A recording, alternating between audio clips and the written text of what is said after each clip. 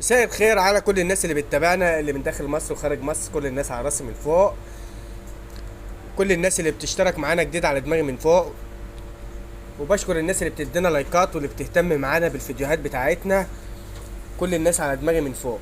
النهارده برضه اوريكم اهوت الام ده عدى عن ميعادها. دلوقتي هي متلقحه يوم 8/10 والنهارده 10/10. عدى عن ميعاد ولادتها يومين 3 اهوت، واصبح النتيجه زي ما انتم شايفين كده. حاجه بسم الله ما شاء الله، اللهم صل على النبي. حجم الجنين كل واحد يا جماعه اهوت، مفيش حاجه اصغر. يعتبر هي الام دي لسه والده حالا اهوت، لسه حتى ما جستهاش اشوف فيها خلفه ولا لا، بس متهيألي كده. هم دول بس. شايفين يا جماعه بسم الله ما شاء الله. ربنا يصلح حالنا وحال الناس جميعا، ويا ريت كل الناس تهتم اليومين دولت بالصندوق زي ما بنتكلم. اهم حاجه نظافه الصندوق اللي هو بتاع الخلفه ده يا جماعه. زي ما انتم شايفين انا حاطط كرتونه تحت، وطبعا الام عامله شعرها اهيت يا جماعه. طبعا بتلاقي نظافه، والارنب طالع صحته حلوه.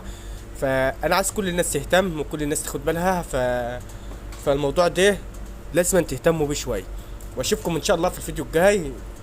متنوعات الاسلاميه المتميز باذن الله هيقدم لكم برضو محتويات احسن واعلى، شغل اعلى، ويديك نتيجه احسن باذن الله. واشوفكم على خير ان شاء الله.